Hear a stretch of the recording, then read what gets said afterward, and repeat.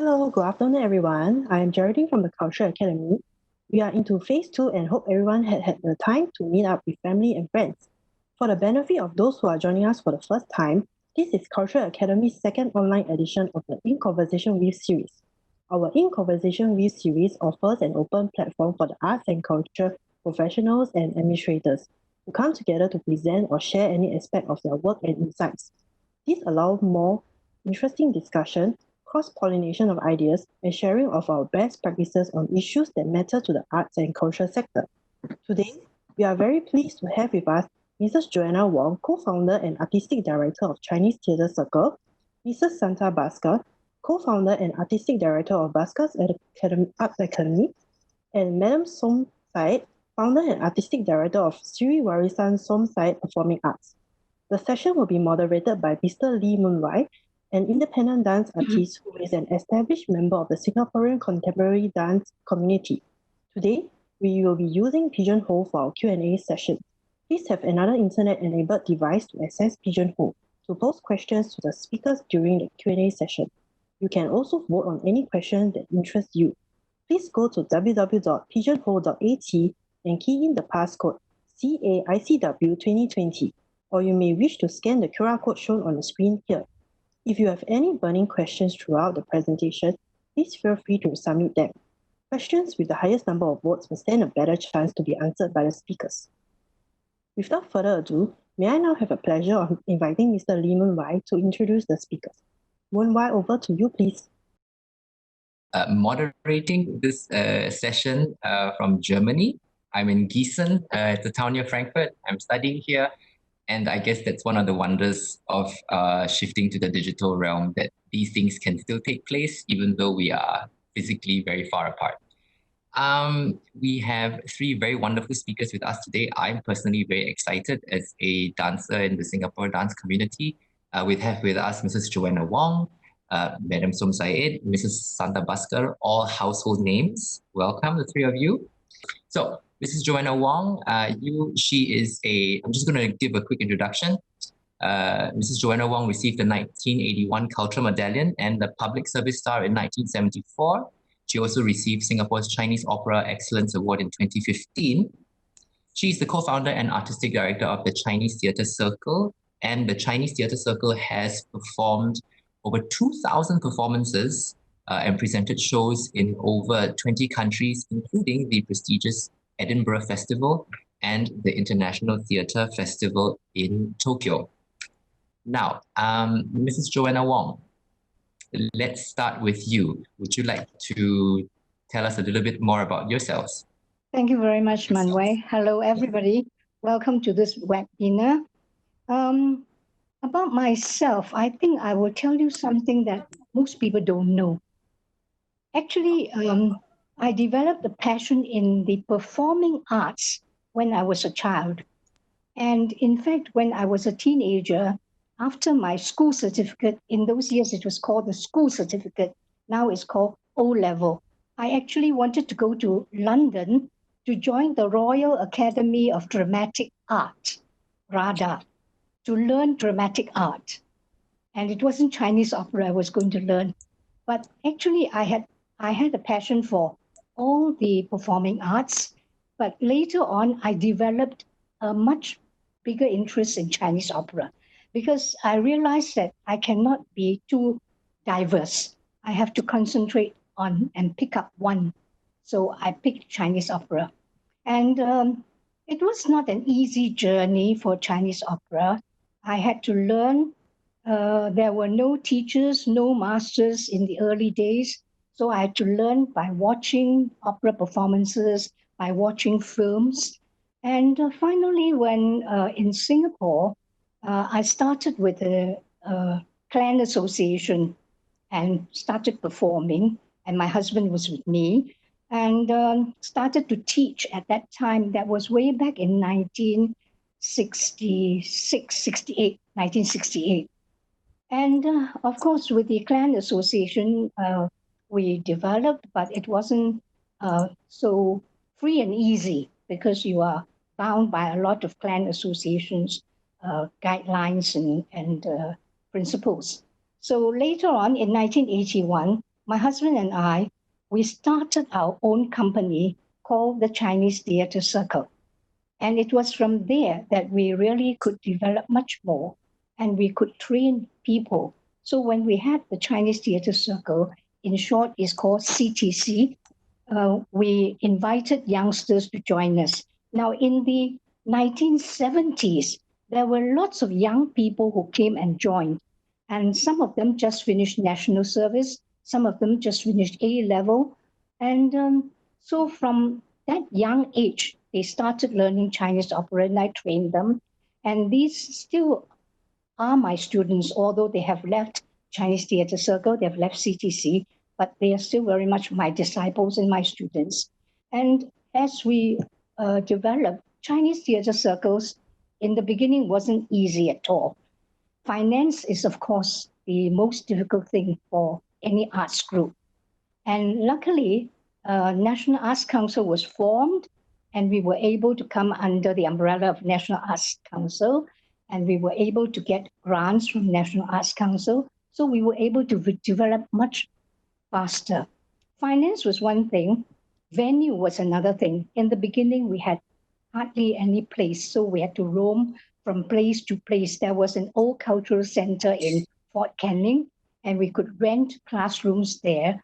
So the students who come for classes, they have to be told a day beforehand which classroom we've rented in order to have their classes.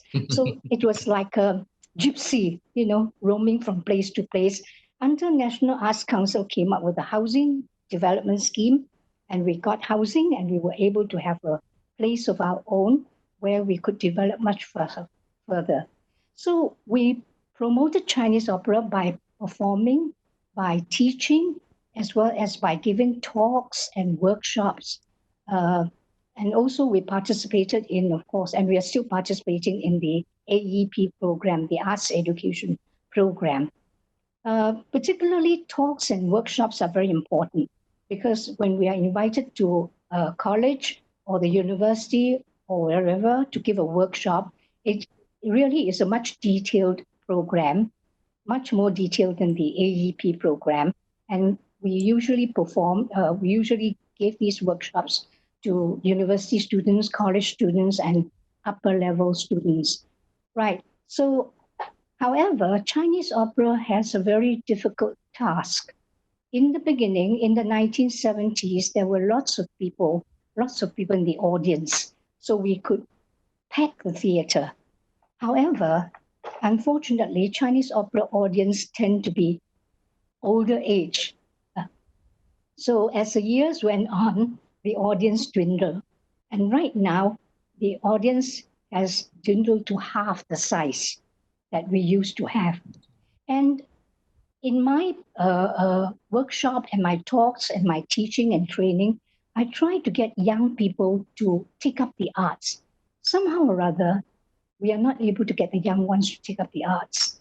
First of all, there's a language barrier. In the Chinese opera, we sing in dialects, and most young people don't speak dialects. So the language is a barrier. And secondly, they always complain that it's very noisy. The drums and cymbals, they call it the ching ching chang chang. So they avoid it. And to tell you a story, once we were invited to a dinner and dance show, and we told the organizer, you have all youngsters coming to this D&D. I think Chinese opera is not suitable for them. But the organizer said, never mind, let's introduce them to Chinese opera. And the moment the music started, the ching, chang, chang, chang started, I saw people walking out of the hall to the toilets. And when they walked past me, you know what they said? Hey, can you ask them to fast forward? Well, that really hurt a lot. So it made me still want to drive more to get younger people to come in. So I introduced English subtitles to accompany the performances. You don't understand the language, you don't read so much Chinese because the singing, the songs were actually in classical language. So English subtitles will help, And to do English subtitles, I usually get my university colleagues, my fellow teachers of English to come and watch and let me know what the subtitles were like, were they helpful, and so on. So I started English subtitles way back in early 1970s. And up to now, a lot of the Chinese opera performances elsewhere, they also have Chinese and English subtitles. And I'm glad about it. Mrs. Wong, at this point in time, you have a rather recent project that you are currently doing right now. Would you like to tell us a little bit about that one? Well, of course, from here, I saw that a lot of the younger artists, younger than me, some of them said they are giving up. They want to give up because the audience is dwindling and so on. So on my 80th birthday, I decided that I must do a show. At 80 years, if I'm able to stand on the stage and still perform, I hope that it would be an encouragement for them to continue and not to give up. So on 3rd of August 2019, last year, I started this opera show. I invited all my disciples and students who had left CTC, who some of them are already instructors, some of them are directors and freelance performers. They all willingly came back and performed with me in a major gala performance. It's entitled Reminiscences at 80, Joanna. And the feedback I had was very positive. After that show, one of my students, Miss Chu Mui, she decided to write a book for me entitled Her Opera, Her Life, Joanna. And this book has just been published and is available on sale. And the proceeds from the sale of this book will go to Tooth Fairy Fund. It's a fund started by the National Dental Centre of Singapore and is to provide dental care for the underprivileged. And this book, besides Ms. Chu Mui Eng being the author, I had a good friend, Dr. Chua Yi Kiam, a dentist who is an avid photographer who took a lot of these photos. He helped to artistically put together all the pictures and provide this book. And I hope that people will buy this book so that the proceeds can go to the Tooth Fairy Fund to help the underprivileged for tooth dental care. Thank you, Mun Wai. Thank you. Thank you, Mrs. Wong. Thank you for that wonderful introduction. Next, we will move on right now to Mrs. Santha Bhaskar. Mrs. Santha Bhaskar is, of course, the co-founder and artistic director of Bhaskar's Arts Academy.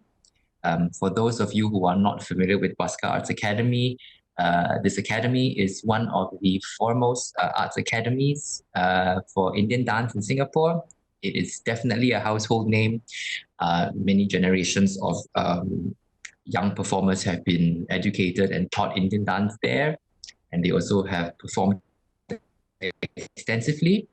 Mrs. Bhaskar is known for her unique choreographies and concepts that are rooted in traditional Indian dance. She's also interested in cross-cultural explorations. And she was the Cultural Medallion Award winner in 1990, and she also received the Public Service Star in 2016 for her dedication to her craft. Mrs. Santha Bhaskar, would you like to tell us a little more about yourself, please? Thank you, Mun Wai, and You're welcome. Good evening to everyone who is assembled here for this webinar program. I need to start with Mr. Bhaskar because he's the founder of this academy. He came here in 1952 and I joined him in 1955.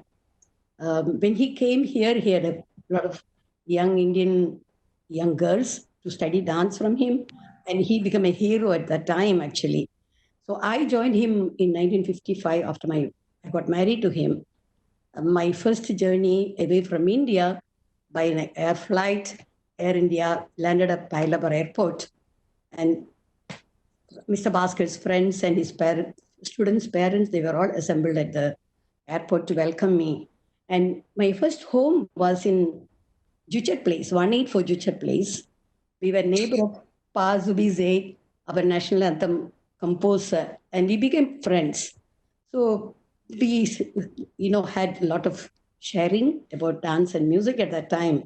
And he introduced me to some of the Malay dancers, Malay chegus who taught dance at that time, and then also some musicians, Malay. So I learned a bit of Malay dance from those gurus at that time, and introduced to Chinese dance at that time. So I studied some Chinese dance. Mr. Bhaskar was a visionary. He added classes, Carnatic music, and then instruments into our academy, not only just dance. He had classes in Johor Bahru at that time in the 50s. So we were traveling to Johor Bahru every weekend to teach dance because Singapore was very small and young, and then we didn't have a bigger community of Indians. So we opened our wings to Malaysia. At that time, Malaya, we were together before independence. I'm talking about.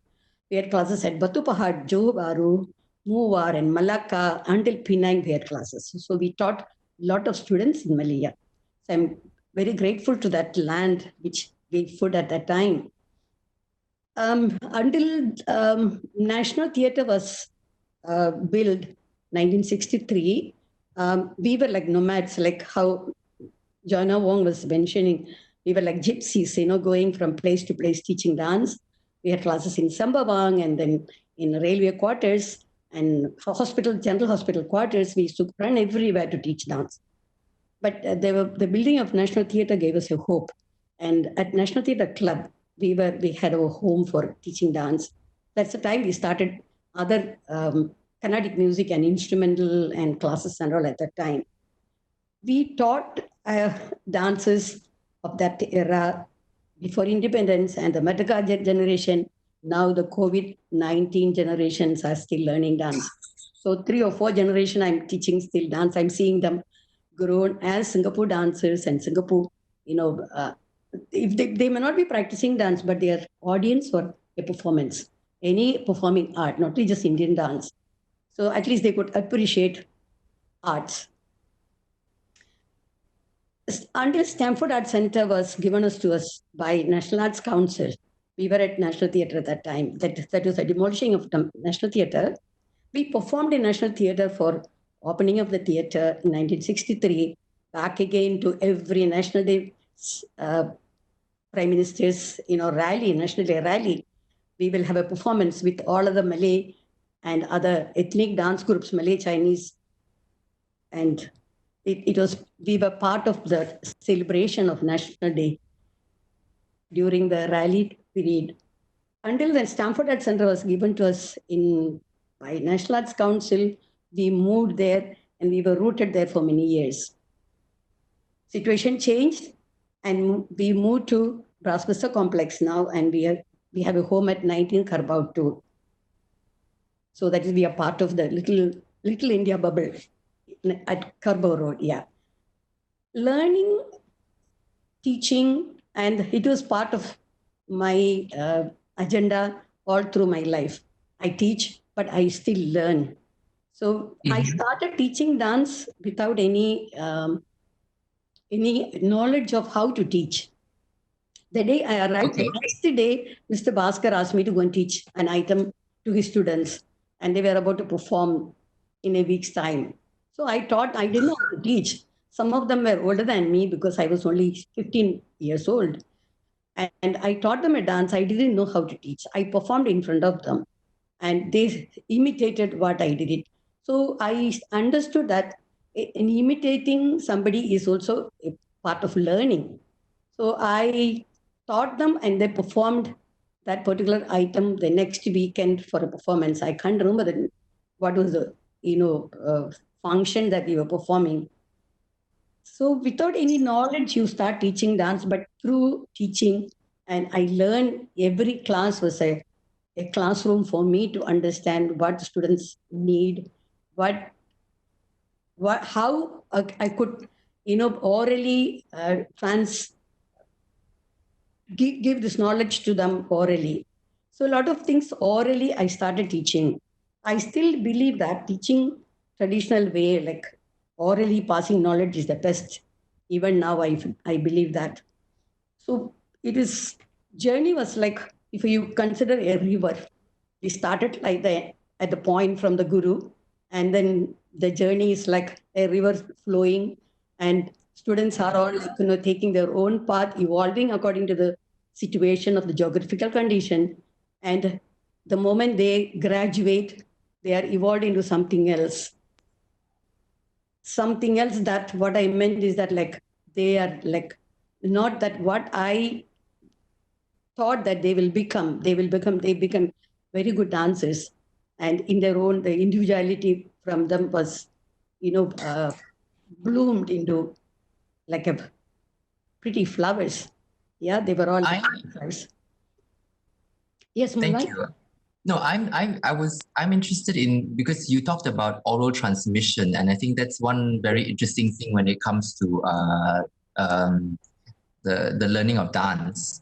I'm interested in finding out what, and then of course now you've already taught at least 3 to 4 generations. What happens in this oral transmission? What do you tell the the students, and how do you teach the students through this form of oral transmission, this guru and student system? What happens there? What do you look out for?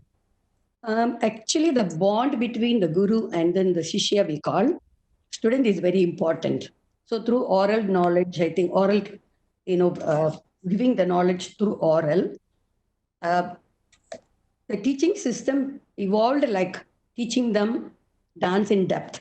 That is, they learn the theory plus the practical, in hand in hand.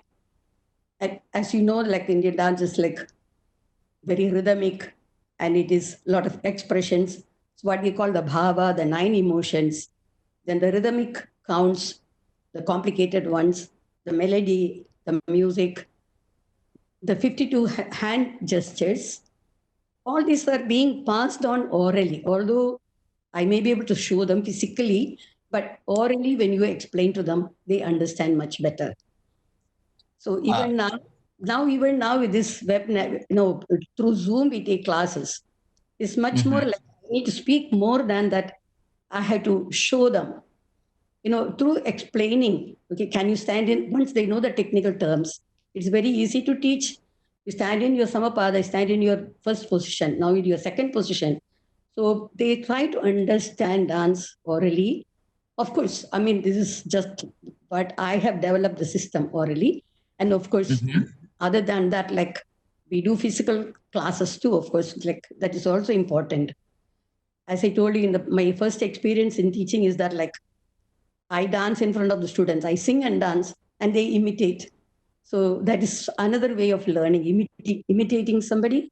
So I think there are many kinds of, there are many forms that you can follow in uh, teaching a student. And it depends upon each student is different to what I found. Each generation of also. So the generation now and now they're at that, they're very different. And what their needs are also very different. So I find that teaching is very exciting, and the experiences are very. I can't tell my story in 10 minutes time or in an hour time. So this is what we have formed 2 institutions now. We have teaching institution is different. It's called Nrityalaya Aesthetic Society, where we teach, and then after their diploma, they become dancers. So we have this junior dancers, we train them, and then they become the company dancers. So Bhaskar is the company, dance company, and Nrityalaya Aesthetic Society is the teaching wing. So Brasbasa Complex, we teach dance there, and then at Karbo Road, we have our company's classes and rehearsals, and then choreography, everything is being done. So we have 2 institutions. Yeah. Thank you. Thank you, Mrs. Bhaskar, for the introduction. And last but definitely not least, we have Madam Som Syed, Artistic Director and founder of Sri Warisan Som Syed Performing Arts. She has been bringing Malay dance to an international audience as well as to Singaporean audiences since the 1970s. And for her work in promoting culture, arts, and education, and making arts accessible to all. She was the recipient of the Cultural Medallion Award in 1987, and also the Public Service Star in 1992. So, Madam Som Said, without further ado, please let us hear more about you. Thank you.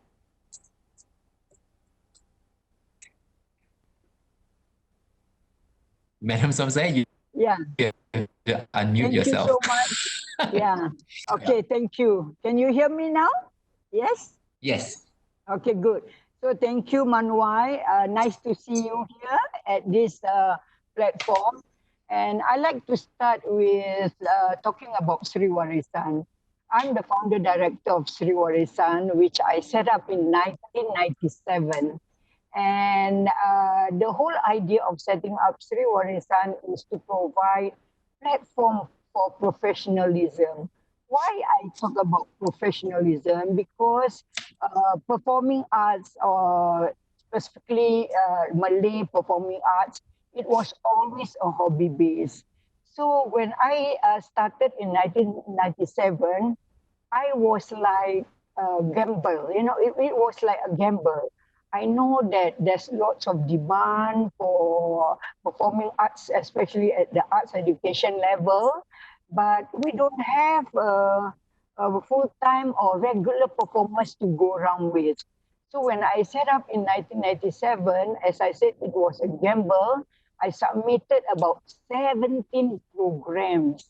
I don't know why I was so brave or so confident at that time, because I thought it's time that we, move seriously.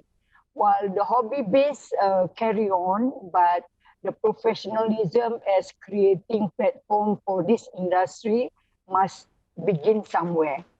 So when I submitted the 17 programs for arts education program, of course, it was the National Art Council, MOE, and supported by the TOT board.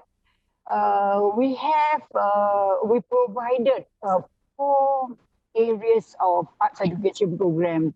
That means we have music, we have dance, we have dance theatre, and we have the wayang kulit. And this is divided into the experience program, where we conduct workshops, we conduct different art form to students of different level, primary school, secondary, tertiary, and even individual. And for the experience program is workshop and hands-on. And the other program is the exposure program, where we perform during the assembly program. So the assembly program, we have the Bangsawan in dance, we have a glimpse of Malay culture, introducing Malay culture to students, and also the multi-ethnic dance form. And for wayang kulit is the most interesting art form, that while we are showing them the traditional form, we also, fuse with the modern story or contemporary story for the dancers or for the audience to understand more.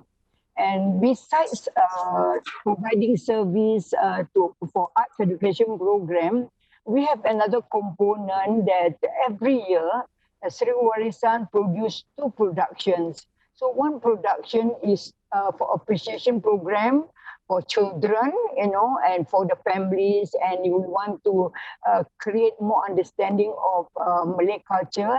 And the second one is for professionalism. That means the young artists, while they have understand the traditional form, they also, as I mentioned earlier, we started with children, youth, and also adult. So when they create this production on the second platform, the young people, after embracing the traditional art form, they are able to incorporate the traditional art form into what they want to do, like for instance, in a contemporary expression. And these are the arts education program. And the third component is that we have our so-called Sri Wasan Performing Arts Academy, where we provide weekend classes for children. And this is wanting to reach out to the community.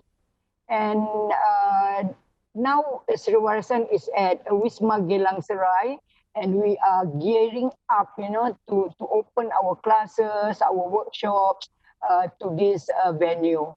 And about myself, I will be celebrating 55 years of dance this year. And the big celebration will be in August. And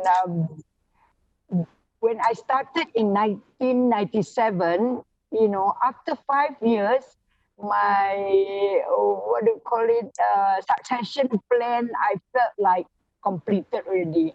And in 2008, what else, I want to do? So I have a break for 4 years because throughout this year I've been doing practitioner's work, but what is it that I want for the next step or for the next forward looking? So I took up, what do you call that, a degree course in dance anthropology.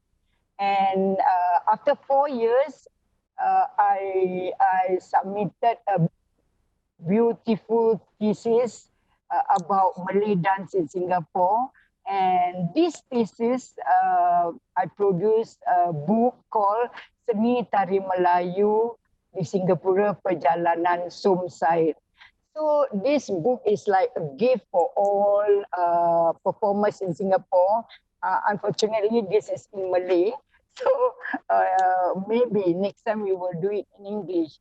And this beautiful journey is talking about my experience in Malay dance. I started at the age of 8, just like anybody else. It was just a hobby. And when in secondary school, I met a friend, Sri Rahayu, who became my dancing partner. And Sri Rahayu was my first Malay teacher, and she brought me to Sri Wana. And Sri Wana, I think it was in 1965 that I met Mr. Nong Chik Gani, and I embraced all the traditional art form, Malay art forms at this place. And the setting was like Mrs. Bhaskar was mentioning, it was a traditional setting. It was like a gathering of brothers and sisters and uncles, and whoever stand in front is the teacher. So not long after, I find myself standing in front because this is voluntary based, most of them come and go. And I became the dance instructor at a very early age. I think when I joined in 1965, I've already been teaching in 1969. And my most unforgettable turning point was when I became a national dancer with the National Dance Company. And this is where I met my second mentor, Francis Yeo. And Francis Yeo opened my eyes. And of course, we not only learn Malay dance at the National Dance Company, so we learned Chinese dance, Indian dance, and many other dance forms because we were at that time in search of identity. What identity we are talking about? We are looking for what is Singapore dance. And this National Dance Company was for the preparation of a festival to be held that time in 1972. So I was asking myself, why is the rehearsal, the practices and all that take so long? 2 years in preparation for a performance by the group, But when we perform at the Adelaide Dance Festival, then I realized why is it so important that we need to rehearse and we have to practice so hard because we were sharing the same stage as other international performers. And when I returned to Singapore, that was 1973, 74, then I realized the importance of good standard, quality standard. And that is where, I started the children's dance session, where is the oral transition remains, but then I emphasize on dance technique. I emphasize on movements, and there's a lot of things that I impart, embracing the traditional form, but imparting and borrowed the pedagogy of the modern dance style now. When I mean modern is, like the method of teaching, music is very important, how you move, and so on and so forth. And it doesn't stop there. And I continue looking for identity. When I embraced the Malay traditional dance form, I always felt that our history is, the Malay dance history in Singapore is from Indonesia, Medan, and we embrace that, and that become our foundation. But what's next is I started choreographing at that time, and I was looking around for what is Singapore Malay, because the history of Singapore Malay dance in Singapore is never the same. It's not the same as Malaysia, Brunei, Indonesia. So the history of Malay dance in Singapore is we embrace what we have. That is become our foundation, but at the same time we promote. And then the third one is we create. So promote and create. So the foundation, the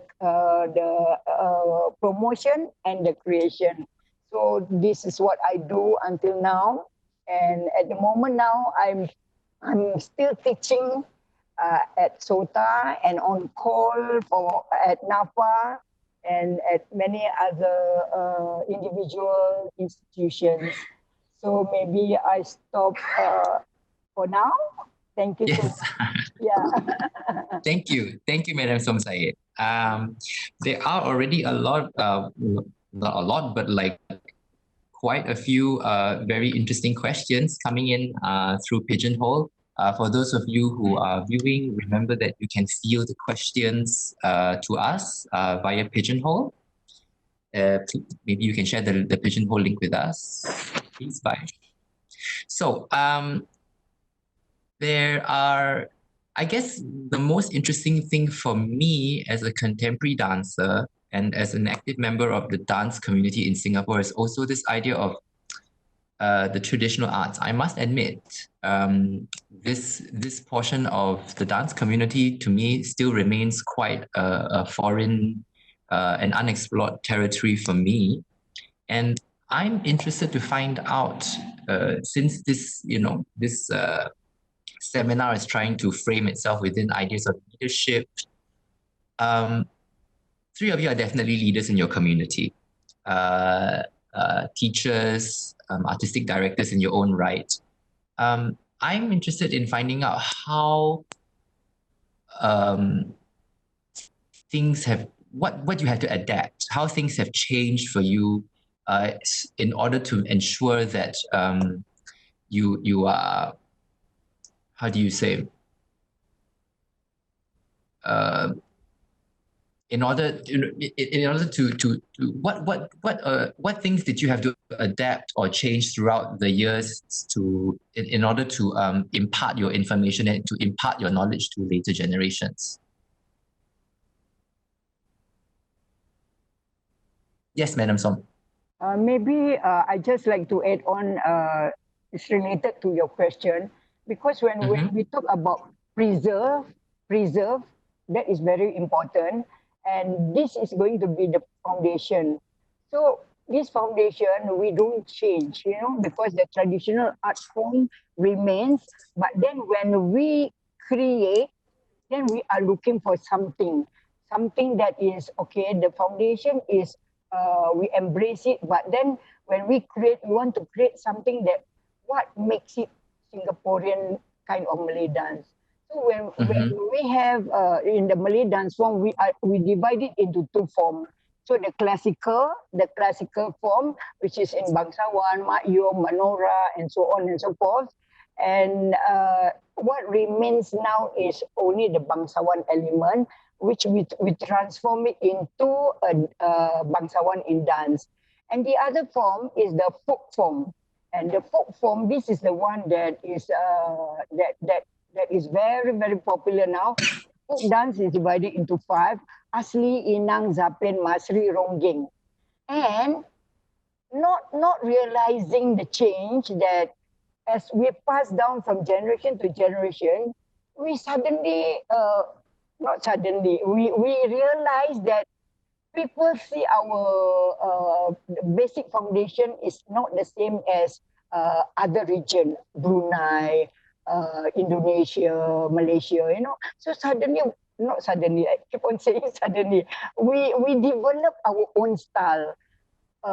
And this is the thing that the identity appears. So I see a few questions here related to this. That now, if we talk about Singapore Malay dance, it stands out because the creation is based on what we have here now, about the history of the places, about and a good example straight away I zoom to Sang Nila Utama, Singapura di Langgatuda, anything that is related to Singapore story, that is the creation of Malay dance in Singapore now. And it's not, our Zapin is not the same Zapin as what the Malaysia do, although there's similarities. So maybe I just stop here. Thank you. Mrs. Bhaskar, what are some of the challenges you face now when teaching or imparting information to students or dancers today?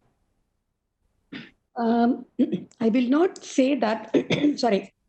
There is a challenge in, transmitting knowledge to the younger generation because of language problem.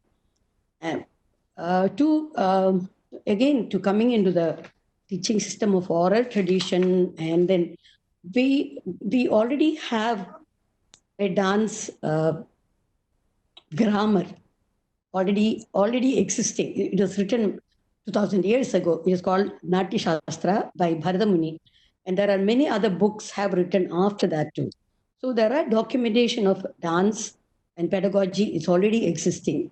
So I don't have to write again another, I don't have to document them, but I do document our teaching system that we do. So how do we teach that as a 5-year-old child? How do we, take that syllabus into the next generation? So there's a syllabus, and then, to go into the diploma program. So that's already existing. So I just wanted to share that with you because I saw one of the question here. So yes. Connecting to that, I'm just like, how do we, it's already existing. So I don't have to write another book on dance grammar, see, because already written. And this is the book on not only on dance, on music and theater too.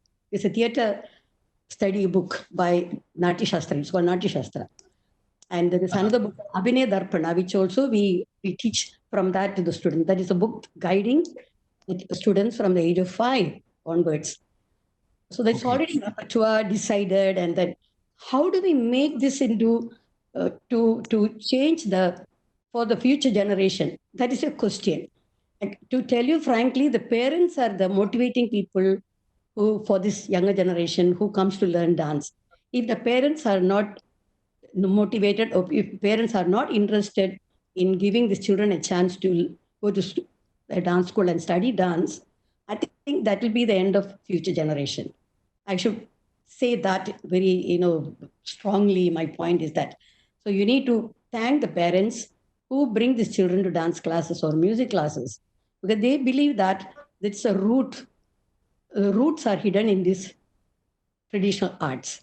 It's very deeply rooted. It's like, how do you say that? It's like a banyan tree.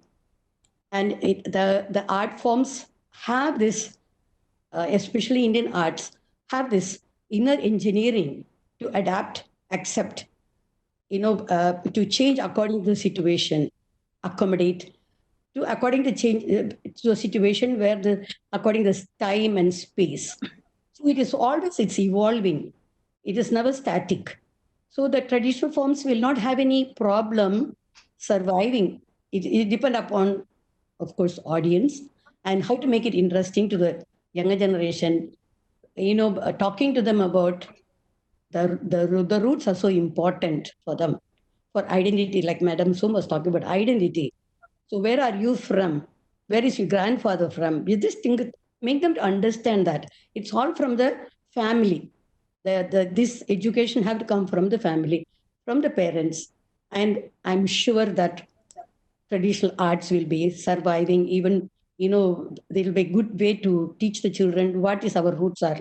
Why should we keep our traditional arts? I'm not talking about only Indian dance. I'm talking about other art forms, traditional arts, literature. What happened to literature? If you do not have literature, there's no dance or music actually. We can't dance if there's no script. There you need music, and music need a script, and that somebody have to write the songs. So all these are performing arts. These are all needed. It's not really just dance. So when you talk about dance, I think Indian, especially Indian dance, it connects so many things: sculpture, literature, and then philosophy, Indian philosophy. You need to know. You can't just become a dancer in overnight. That's another thing. It is just a long, long, long journey of, acquiring knowledge. You have to be learning most of the time. I'm still learning. Even from the webinar, I learn a lot of things, from the questions. So interesting questions are coming in, you see. So it makes you to think. I'm sure that if the parents are, sending the children to dance classes or to music class or to learn theory, learn, Chinese opera, I'm sure arts will survive. So it is depend upon the parents, depend upon the community, how community react to all these things. Thank you. This is interesting. Now let's. I think one interesting thing that's turning up is language and how, like in Singapore's progress and nation building, there was this switch to English, and that also presented certain interesting challenges to the traditional arts. In fact, and I will address this to Mrs. Joanna Wong right now. This kind of tension is already seen in some of the questions, because there is a question from Wei Hong, who is asking about your thoughts in practicing the Chinese opera classics in Mandarin instead of, let's say, the dialects. And then there is yet another question or comment from an anonymous attendee here, who is saying the opposite. How can we encourage parents? This anonymous attendee says, how can we encourage parents to embrace language, especially our dialect, which some will argue is our mother tongue? So I guess it's also, I want to find out your personal thoughts on that, Mrs. Wong. In this it's always this very difficult situation about language and dialects. I want to pick up the point from Mrs. Bhaskar. Parents are very important, right? That's the problem, because nowadays the parents don't speak the dialects at home. I have students who are Cantonese, and yet at home they only speak English or Mandarin. So her Cantonese is no good, not very good. So when she comes to class, I have to train her in Cantonese. Now, in Chinese opera, as we say, language is one of the major problems because we sing in dialects. But looking at the Singapore scene, in Cantonese opera, I used to have about half a dozen or 10 primary school students who came to learn Cantonese opera from me. Now, the reason why they were brought to learn Cantonese opera, most of them, because they couldn't speak Cantonese at home, they couldn't converse with their grandma and their grandpa. So the parents brought them here to learn Cantonese opera, to learn Cantonese so that they could converse with their grandma and grandpa. Now, when I have these students performing on stage, the parents, instead of sitting amongst the audience watching the kids performing, they were in the dressing room So I told the parents, why don't you go down and watch your kids performing? Oh no, we are not interested. You see, because the parents are not interested. And they brought the children here because they wanted to learn the language to converse with grandma and grandma. But looking at the Chinese opera scene in Singapore, I have seen that the Teochew opera has done very well. There are lots of kids learning Teochew opera. And that's because of the culture. I think the Teochew people are very proud of their dialects. So the parents speak to them in their dialects. The parents encourage them to speak in the dialects and therefore encourage them to learn Teochew opera. Whereas the other dialect groups may not have the same type of thinking. Another difficulty is that a lot of the youngsters think of Chinese opera as art fit for grandmother and grandfather, for the old people. And that is unfortunate. Now, language being a difficult problem, the other problem will be we face the fact that you're always performing ancient operas with ancient stories and so on and so forth. Why can't you do a story about Singapore living in HDB flats? The problems living in HDB flats. Now, once you do a too modern an opera, you lose the intricacies of the beautiful movements of Chinese opera, the water sleeves and the ribbons and the swords and things like that, you know. So you cannot go too far. However, in China, I know that 2 years ago, they did a Chinese opera, a Cantonese opera, using the digital war games as story. And they perform as though they were doing the digital figures, same costume. And in China, apparently, it was very popular amongst the young people. In Shanghai, they played to full house. In Beijing, they played to full house, irrespective of the dialect that they didn't know. But they knew the digital stories, so the youngsters went and attended. So when I wanted to bring this opera over to Singapore to introduce Chinese opera in this style to young audience in Singapore, no one wanted to sponsor the show. No sponsorship, we couldn't bring the show over. Now, the other point about one of the members of the audience saying, can we do Chinese opera in another language? Yes, we've started trying to do Cantonese opera in English. In the year 2002, I started translating a Chinese opera. My husband, Leslie, and I, we translate the Chinese opera, Intrigues in the Qing Imperial Court, about the Qing dynasty, the second last emperor of the Qing dynasty. Translated in English. The spoken word was English. The songs were sung in English. And we presented it in the hope that it would encourage youngsters to come. So when we put up the performances, the audience came. After that, the feedback was, oh, it's very good. It's the first time I understand Chinese opera. But subsequently, when we had other shows in Cantonese, they didn't come. Although I sent out emails and so on, not a single one bought a ticket to come. So it was very discouraging. So for the past so many years, we've been doing this English opera, and we've done this English opera overseas. We've done it in Ireland, and we've done it in China, and it was very popular, very well received overseas. But in Singapore, well, we have to try again. We're going to try another Chinese opera in English. Now, how about doing the Chinese opera in Mandarin? There already is a Chinese opera in Mandarin, Wang Mei Si. Wang Mei Si is sung in Mandarin. If you watch Wang Mei Si, you can understand because it's spoken in Mandarin, it's Mandarin.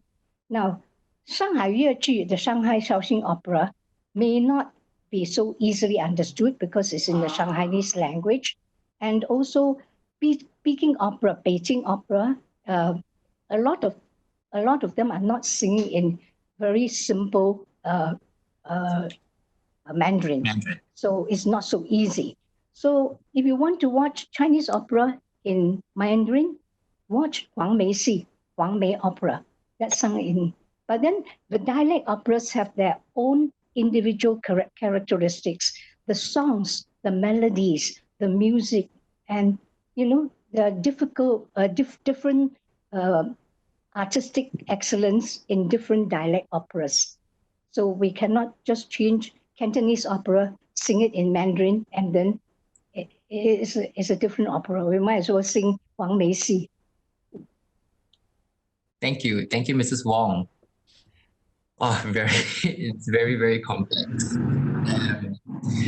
Definitely a very complex issue here. I have a lot of, there's so many thoughts swimming in my head right now, and the questions are starting to really come in. I see a question here, and I'm quite interested in this one. What do you think is currently lacking in research on the traditional art scene in Singapore, and what could be done to fill these gaps? What do you think is currently lacking in research on the traditional art scene in Singapore, and what could be done to fill these gaps? And I think right now, I would also like to just quickly give a very short response, not a response, but like a comment to this interesting thing about research. I think it's very interesting when we talk about research because there has also been questions about documentation. And I would like to hear from the three of you how then you are thinking of. I think what's important is that there is a way to transmit information to like the next generations and to keep a space or to create a space where other people can also access this information to learn, to research about these things. And I'm just wondering maybe what your efforts are, each of your efforts are with regards to this aspect. Because it's always that problem with the performing arts. It's always done, and yes, we have videos and all that, but once it's done, there's always very little record to hold on to. And there's always this interesting tension. And I understand that a lot of traditional art forms, a lot of traditional performing art forms rely on a certain sense of oral transmission and like guru to teacher to students, storytelling. But are you exploring any other forms of collecting or preserving and documenting your past performances or your ideas or your concepts so that they can be accessed also in other ways? So what are your thoughts on this, and how have you been handling this situation? Talking about research in Chinese opera, I don't think there is a lacking in that. I was with NUS for quite many years, for decades. Right, in NUS, the Chinese Studies Department has a lot of people researching on Chinese opera, and of course, it's written in Chinese.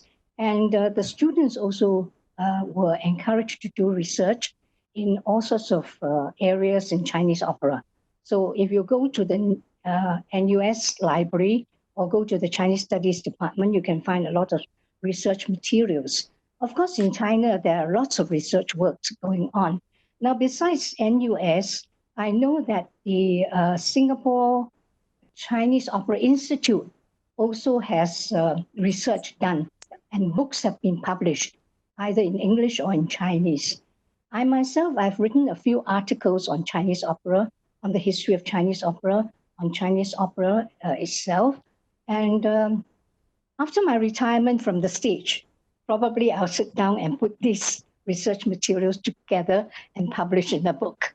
So, and very often I have students from NTU, NUS, and the polytechnics who are doing research in a sense for their projects or for their dissertation and thesis. They come to me for advice, so I help them out with that. But usually I don't get to see their projects, dissertation or thesis at all. It's unfortunate. If I can get hold of what they've done, then I know whether they've done it properly or not. But there is some research going on, but not very conclusive, I think. It's sort of here, there, and everywhere. Mrs. Bhaskar? Yes. For traditional Indian traditional arts, especially for dance, we have engaged Dr. Wong to do research on my choreography. And it is a project under National Arts Council. It has been going, because I've done a lot of collaborative work, like with Cambodia, Thailand, and then Bali, Indonesia, productions have been done. So those productions have been like, he's doing the research on it about my choreography. So it's been going on. Of course, to fill the gap, I think the question is that how do we fill this gap? We do not have enough people who are interested in researching traditional arts. It is lacking. So how do we motivate them? Maybe I'm sure at the university where I also have a class. I do teach at Center for the Arts for many years, and there was one of my students who did the research on traditional arts, and then she's studying now, doing her PhD in USA in one of the university. There are things happening, but it is not so visible, I should say that. And to fill the gap, of course, like I think we need to get more people interested in traditional arts study. Now students are learning in superficial way. They do learn. You must know that in Singapore we don't have any male dancers. Sorry, Mun Wai, like you are one of that doing full-time dance. We don't have any male dancers, Indian dancers in Singapore who is interested in studying dance. So these are young girls who come to learn dance. Once they get married and have family, and they don't dance anymore, they may come back for interest. They may come and learn dance, which I do have some of alumni who come to study dance, but none of them do have this urge for research. So that is which is like, I think I have been telling to my students, why don't you do this? I will help you out with subject, help you with materials, and then, but they are not coming forward to do research, because what they think that what is the point in I'm researching if I get a PhD in this particular subject, I'm not good, because they may be an engineer in profession, see. So they're not going to get any extra payment or anything according, you get a PhD in dance subject or any of the performing arts. Where are they going to work? What is their future? So all these questions are there. So I think basically, I think you need to start from the root. We are not ready yet for this. I think Singapore is not ready. That is what I believe. We are not ready yet for this. That is why the gap is very, people don't, they are not interested in doing research because it's not payable. Oh, nobody will pay you for it. You get a grant for it. NAC will give you a grant. That's all. But what do you do with this research? Then you're going to print book. Now, paper is going to be not going to be using. You have to put that into digital form, your books and everything. And also, I think National Library, National Heritage Board, and quite a number of government bodies are even including NAC. They are also digitalizing most of the dance materials which we have given to them, especially National Library. They own quite a bit of dance productions, and then anybody can go and then take a view of it. Same with the National Heritage Board too, because they've been interviewing me and Mr. Bhaskar for a very long time. There's been research going on, I suppose. At the university side, I just wanted to bring it to this. Okay. At National University at the Center for the Arts, where I do teach dance over there. They have been promoting dance for past a decade, I should say, all kind of dance. And we do work with different departments. So one of my production, I worked with Center for the Quantum Technology Department, and I did two installment productions called Sambhavana about quantum, so about entanglement, and that those things are being trying to digitalize and then preserve them, because they were something different that other people are doing it. My productions, see, another was what Fibonacci. I worked with numbers, the Fibonacci numbers, which is very technically rhythmic, and then complicated rhythms are there. So they have this move to preserve those productions too. So that's one way that research are being done, but it may not be visible. Yeah. Thank you, Mrs. Bhaskar. Madam Somsai, you want to say something? I just want to add on with regards to the book that I published. I am a practitioner and I have been waiting for so long for someone or somebody out there. I always think that to publish a book, it needs a special kind of people, which is maybe an academic person, But at the end, like age is catching up. And that's the reason why I go back to school, study anthropology to write about my personal experience. This personal experience is such a wealth of treasure, So I was thinking, if I don't write, who writes? So the person who do research and to write need a knowledge of the art form to do so. So maybe this is one of the reasons why there's a lacking in research on traditional arts, and why, especially I'm talking about Malay dance, why nobody writes about it, So maybe the researcher themselves is not knowledgeable in the art form that you see this gap happening. So maybe this is my sharing about based on my experience, and it's not an easy task to research and to write and to produce the history, the background, and a full length of information about the history and the background. So maybe this is my sharing. Thank you. Mrs. Wong, you were going to say something? I have something to add. Just now I mentioned NUS and the Singapore Chinese Opera Institute having people doing research on Chinese opera. And the Singapore Chinese Opera Institute, in fact, can fund people who want to write and research on Chinese opera. They can apply for funding. There's a fund available for that.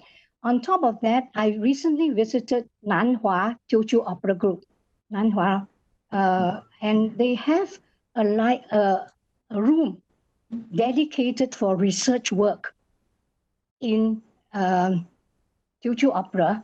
But of course, in researching on Teochew opera, they can also research on other forms of Chinese opera. I was very impressed. They had people working there part-time, willing to share their time doing research. Someone from NTU also working there.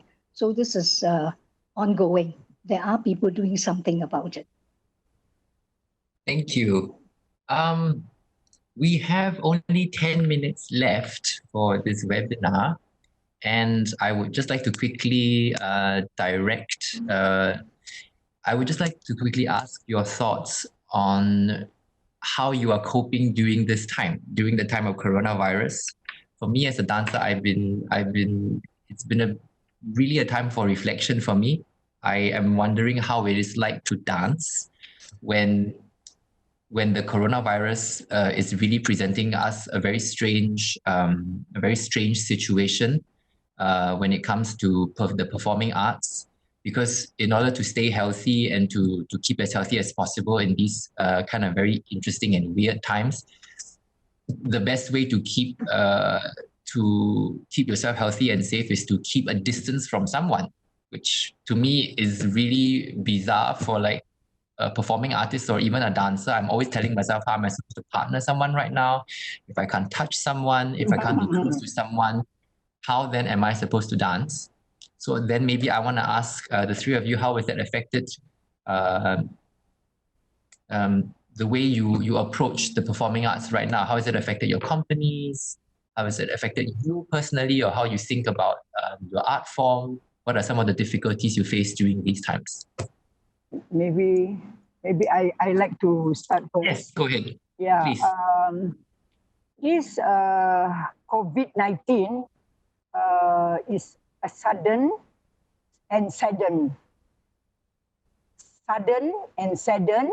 and we were clueless what's next. So for Sri Warisan, the beginning of the year, it was a promising kickstart.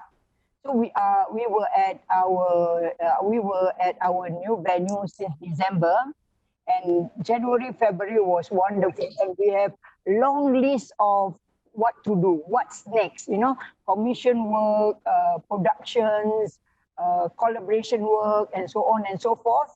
And suddenly it was a total freeze. Everything suspended, even collaboration with Mrs. Bhaskar, that was also cancelled.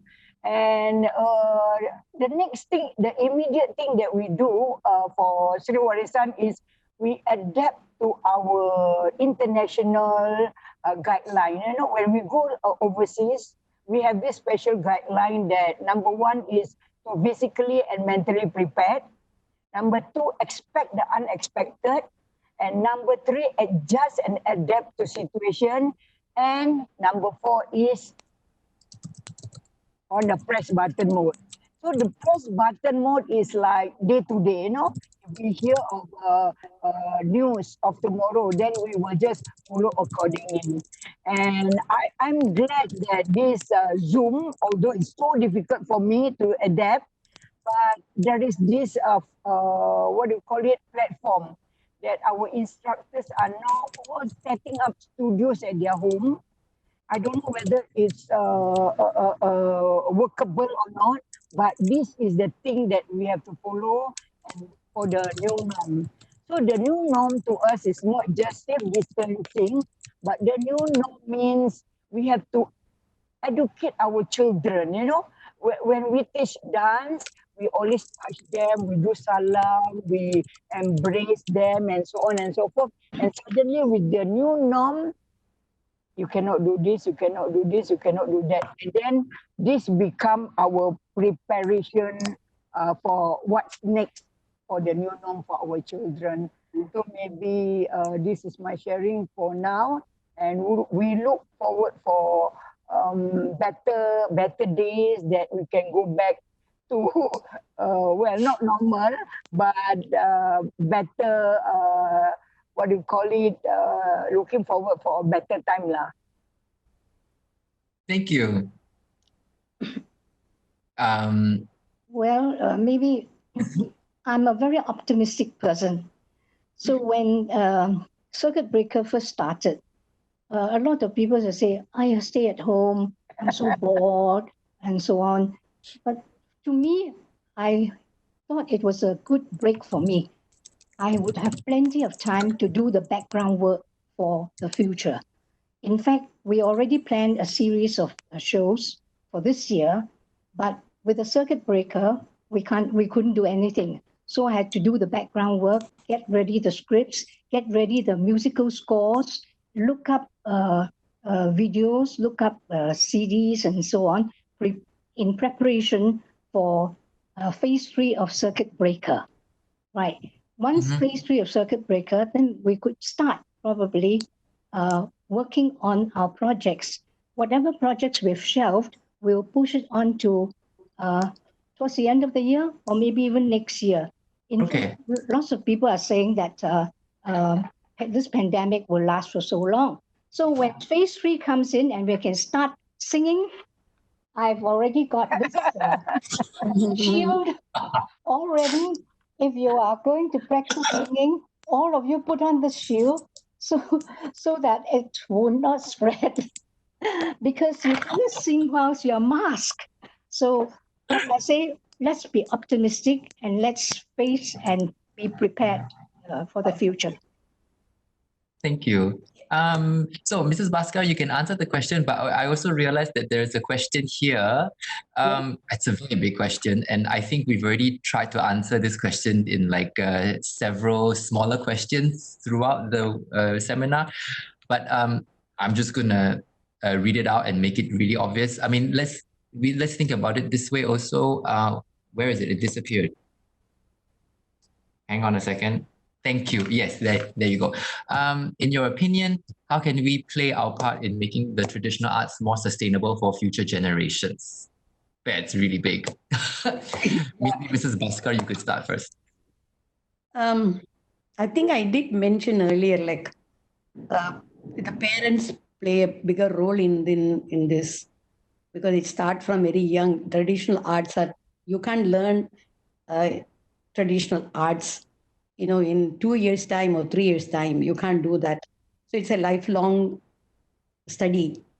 For that, I think parents have to be, they are the one who need to be, interested in sending their children to study dance or music, whatever it is, like any other art forms, for to sustain their interest.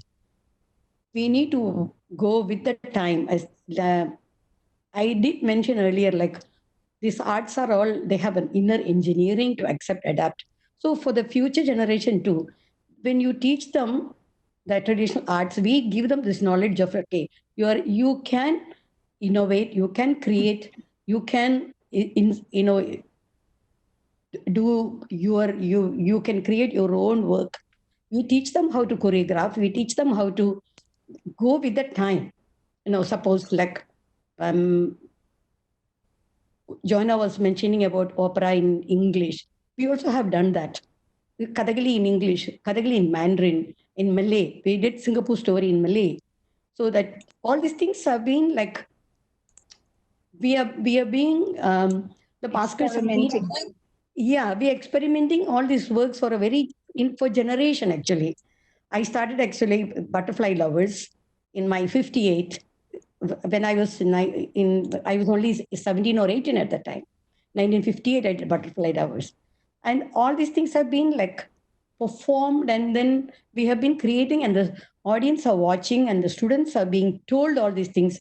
We have been telling them, these are your roots, and this is what you must be proud of your roots. And then your identity stand if you want to be a Singaporean, you need to know other art forms too, not only just Indian dance. Go and watch Malay dance, go and see Chinese opera, study Chinese music. So you need to be a Singapore traditional art practitioner. You need to open your eyes, and then don't have any, this is only, I can only do Indian dance. I don't want to watch Malay dance. I'm not going to see Chinese opera. That is not a norm for any of the artists to have this idea of like, I will only do my dance and I cannot do other things. I think all these things are important. All these things come from the family, which I again and again insist. But how do we tell the parents also? Most of the parents know this, but there may be people like Joanna was talking about, like the parents are sitting in the dressing room, they're not watching the opera. So what do you tell them? You need to educate them too. So we do that very often. Whenever a child comes to the class enrollment, immediately we tell the parents, this is what you should expect. You need to learn. When the child is learning, you also have to learn this art form, because quite a number of them do not know this. So we encourage the parents to watch the class. And then if they are not coming every week to watch the class, but we encourage them to watch at least once a month, they must sit. Now, this particular period of our, COVID-19, we are very lucky because they are all home. Parents are watching the children studying dance through online. I'm so happy they're also learning without paying fees, I should say. The child is paying, mother is not paying fees, or the father is not paying fees. It's okay. I'm just joking. A blessing in disguise. Yeah, learning in disguise, and they help the children too to practice. So this have a positive, like one part of it is a positive side of this online classes, which I think it is so important now, which is happening, and then that will be, you can't do anything in overnight time. Nothing happens like snapping, and then you have already having traditional arts. People are already practicing. You can't have that. We are still very young. Singapore, you must understand. We only have like how many years of after independence, how many years of journey we have. We are still very young for all these things. We need more time. So I'm sure future generation, they will come up. So I may not be here to watch that, but then I'm very sure there will be a group of people who will still wanted to practice traditional arts in future. I'm very, very sure about it, because this is history. Even in Thank India, you. that happened. Yeah, so it is history, I'm sure. Yeah. It's interesting that you touched on Singapore because let's go to one last question. Sorry, Mun Wai. Yes, Can I Joanna. tackle Yes, that Mrs. Wong. question on how can you help to help to sustain traditional arts. Now, Yes. in fact, you are the ones who should be able to help, all of you, because traditional arts is a performing art. When we perform, we need audience. So you help to sustain the art by becoming audience. Not only you, bring your friends, bring your children, grandchildren, teach them to learn, to understand, to appreciate uh, traditional arts. Like Chinese opera, for example, we teach a lot about filial piety, about patriotism and things like that, which are very good virtues. And they can learn. They can also learn a little bit of history in watching the opera. They also will be very happy. The kids, when they see an opera like The Monkey God, Sun Wukong, they'll be very happy, very excited seeing all the fighting. So you are the ones who can help sustain the traditional arts by becoming audience and bringing your friends, your children, your grandchildren to come and appreciate and help us to keep up. Because we don't want traditional arts to remain a museum piece. It has to be on stage, performing arts. Thank you. Yeah. Thanks. And Yes, maybe, Madam Santha. maybe I just add a little bit because I like to reword again what I mentioned earlier. Uh, preserve is very important from the as foundation. Promote, that means we make it known, we conduct classes and so on, and create. And these three is what we have been doing now. And my tagline for the to keep sustainable is moving forward with tradition. As long as you are holding on to your roots, whatever you want to do, keep going to stay relevant, but you move forward with your tradition. So maybe that is my adding point. Thank you very much. And as always, the most difficult thing that we have to handle is time. And we are at the end of our 1.5 hour webinar. I see a lot of questions that are being fielded. Don't worry, these questions will be addressed and will be recorded, and the answers to these questions will be made available eventually on the Cultural Academy's website. My name is Lee Mun Wai, and it has been wonderful to moderate this conversation with Mrs. Santha Bhaskar, Mrs. Joanna Wong, and Madam Som Syed. Thank you very much for attending this webinar. Thank you very much for spending your afternoon with us. This is honestly the first time I've hosted a webinar, and it's been quite an exciting 1.5 hours. I hope it has been equally engaging for all of you also. And thank you. Geraldine, back to you. Thank you, Mun Wai. Ladies and gentlemen, thank you for your questions, and I think you will agree that it has been a very engaging session this afternoon, and we hope that you have been inspired and gleaned fresh insights and key takeaways. We would like to take this opportunity to thank our speakers and moderator for sharing their insights and robust discussion with us today. It has been a challenging time for all of us during this period, but this pandemic has also accelerated digitalization in various forms, and our cultural institutions have launched many digital offerings for people to access and enjoy in the comfort of their homes. There will be challenges as we adapt to the new normal, but I'm sure we will all emerge stronger and more resilient as shared by our speakers and moderator. Now, we have come to the end of today's online in-conversation with session. Before you leave the session, we would appreciate if you could provide us with your valuable feedback for today's webinar, please. You may access the feedback form via Pigeonhole platform or scan the QR code shown on the screen here. If you would like to find out more about Cultural Academy's program, please visit culturalacademy.sg, and you may check out our past events and resources that may interest you. Thank you for joining us today, and stay tuned for Cultural Academy emailer on the next In Conversation With webinar. In the meantime, take care, stay safe and healthy. Have a great Monday evening.